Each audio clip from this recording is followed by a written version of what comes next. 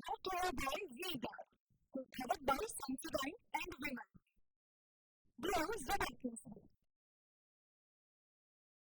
આપને સંભળાવી દે પરસોત્તમ રૂપાલા અત્યારે શું કહી રહ્યા છે પત્રકાર પરિષદમાં સામે. મેં એમનો ઉલ્લેખ કરીને કહ્યું હતું. બીજું કે મેં જે વાત મૂળ કરીને એમાં એનું કેન્દ્ર બિંદુ છે કે આ ઘટનાનો કારણભૂતપણું હતો એટલે એનો જવાબદારી પણ મારી છે, મારી સિવાય કોઈ નાની નથી. નંબર 1 પ્લસ મારો એવો બહુ નમ્ર મત છે કે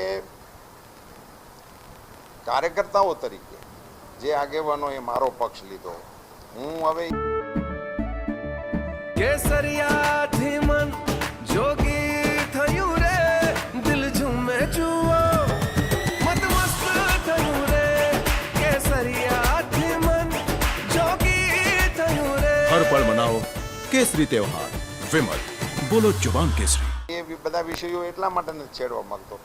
ઘણા લોકોએ મને ટેલિફોન કરીને કીધું છે કે અમે તમને મત આપવાના છીએ, પણ એ બધા વિષયોને છેડીને પાછું આપણે બીજી દિશામાં કોઈ વાતાવરણ જાય એના માટેનો મારો કોઈ ઈરાદો નથી. જી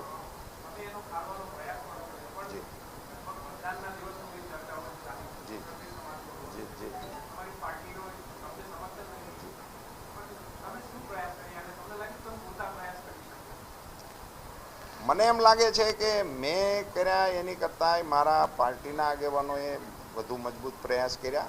હું પ્રયાસ કરું ને એ સ્વાભાવિક છે કે હું પોતે પાર્ટી હતો એટલે મારા પ્રયાસોને તો અધરવાઇઝ મેં કહ્યું ને કે હું આ પ્રયાસ કાલે કરું ને, ગઈકાલે કરી હોય સવારમાં મતદાન પહેલાં, તો પણ બધા એમ કે હવે તમને આજે જરૂર છે એટલે કરો છો, એ ટાઇટલ લાગે ને એટલે એને કારણે ઇન્ડિવિજ્યુઅલી નહીં આપણે જોડાઈ શકીએ.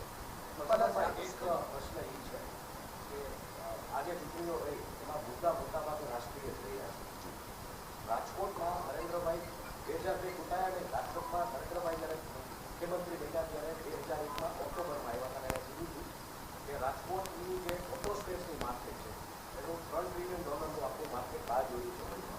એ દિશામાં કાંઈ કામ નથી. રાજકોટમાં કોઈ એવા મોટા કારખાના નથી આવ્યા, કોઈ એવા ચિપ્સના કારખાના નથી આવ્યા. તમે ચૂંટાય એટલે પ્રતિનિધિત્વ કરો રાજકોટનું, તો રાજકોટમાં ઔદ્યોગિક અને સૌરાષ્ટ્ર કચ્છમાં ઔદ્યોગિક વિકાસ હળખાળ કરે એવા પ્રયત્નો તમારા તરફથી. આ વિષય એક વખત મારી દૃષ્ટિએ પ્રેસમાં ક્યાંક ચર્ચાનો તો પણ ખરો, અને કદાચ અશ્વિનીજી આવ્યા હતા ત્યારે પણ એમણે આની ઉપર પ્રકાશ નાખવાનો કોશિશ કરી હતી. બે બાબતો છે એમાં કે રાજકોટ જેમ શરૂઆતમાં ઓટો પાર્ટ્સનું પાયલોટિંગ કરતું નગર બન્યું અને સ્ટાર્ટ અહીંથી થયો ઉદ્યોગ, અને અત્યારે દેશભરમાં એની એક શાખ પણ બની ગઈ છે. એની સાથે સાથે જ્વેલરી અને ઇમિટેશને પણ બહુ મોટું કાઠું કાઢ્યું છે. એ પણ અત્યારે રાજ્ય સ્તરે નહીં પણ નેશનલ સ્તરે આપણે નેશનલ લેવલે આપણે એને કોન્ટ્રીબ્યુશન છે.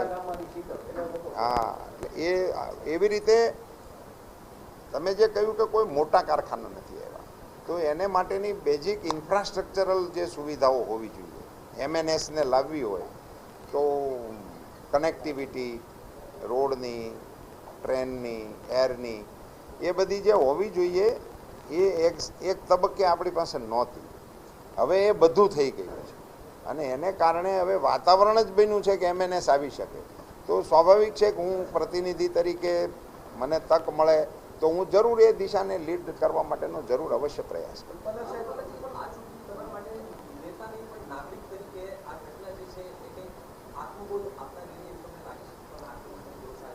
નહીં, મેં તો કહ્યું ને મારી શરૂઆતની સ્પીચમાં કહ્યું કે આ તો મારી પોતાની સ્ટ્રેન્થ હતી.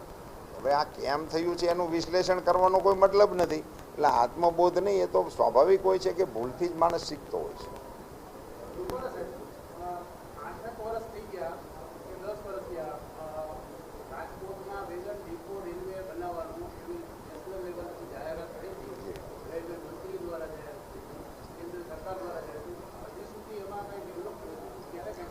એની જગ્યા ફાઇનલ થઈ ગઈ છે, એને વર્ક ઓર્ડર સુધીની તૈયારીઓ થઈ ગઈ છે અને એ મળી જશે બહુ નજીક ભવિષ્યમાં. તમને ડિટેલ જોઈતી હશે તો પણ હું આપીશ. કન્ટેનર માટેનું પૂછો છો ને?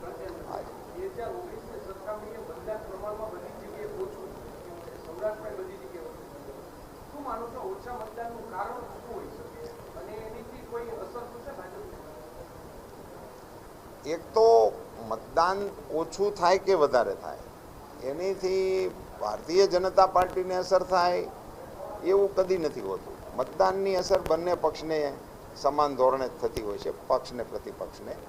મતદાન ઓછું થવાના બે કારણો હોય છે. એક મતદાતાઓમાં નિરુત્સાહ હોય એને કારણે મતદાન ઓછું થતું હોય છે, અને બીજું એક કારણ એ હોય છે કે સ્પર્ધામાં જો બરાબરની સ્પર્ધા ન હોય તો પણ, દાખલા તરીકે આપણો અનુભવ એવો છે, ગ્રામ પંચાયતમાં જેવું મતદાન થાય એવું તાલુકામાં ન થાય, તાલુકા જિલ્લામાં થાય એવું ધારાસભામાં ન થાય, અને ધારાસભામાં થાય એવું લોકસભામાં ન થાય.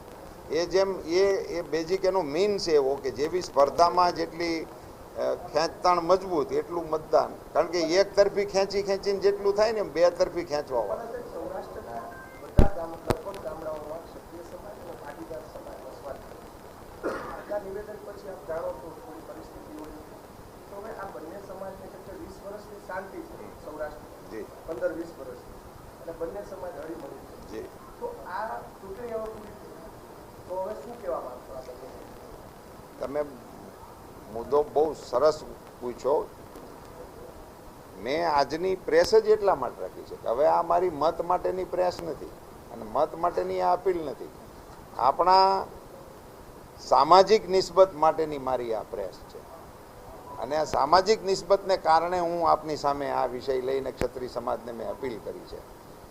આપણે ત્યાં એ પરંપરાઓ ગુજરાતમાંથી, સમરસ ગુજરાતની જે આખી સામાજિક વાતાવરણ આપણું ઊભું થયું છે, હવે માત્ર એક મારી ભૂલને કારણે એને ફરીથી સામાજિક સ્વરૂપ આપવાને બદલે ફરીથી આપણે સમરસ થઈએ. અને હું એ વાતનો પણ સ્વીકાર કરું છું કે જે બન્યું છે એ મારી ઘટનાની ક્રિયાની પ્રતિક્રિયા છે. એટલે હું તો હવે એમને દોષિત નથી માનતો ને હું એમ કહું છું કે મને ક્ષત્રિય સમાજ માટે ત્યારે પણ મારા મનમાં કટુતા નથી, અને આજની તારીખ પછી પણ હું એમાં કટુતા રાખવાનું. સાહેબ, તમે જે રીતના કીધું કે નબળા ઉમેદવાર, યોગ્ય ઉમેદવાર સામે નથી, એટલે પરેશ ધાનાણીને કઈ રીતે જુઓ છો? મેં ઉમેદવાર શબ્દ વાપર્યો નથી, આપે ક્યાંકથી શોધી કહેજો. પરેશ ધાનાણીને કઈ રીતે જુઓ છો? હવે હું એને જોવાનું હોય તો પછી ગઈકાલનો સવાલ છે.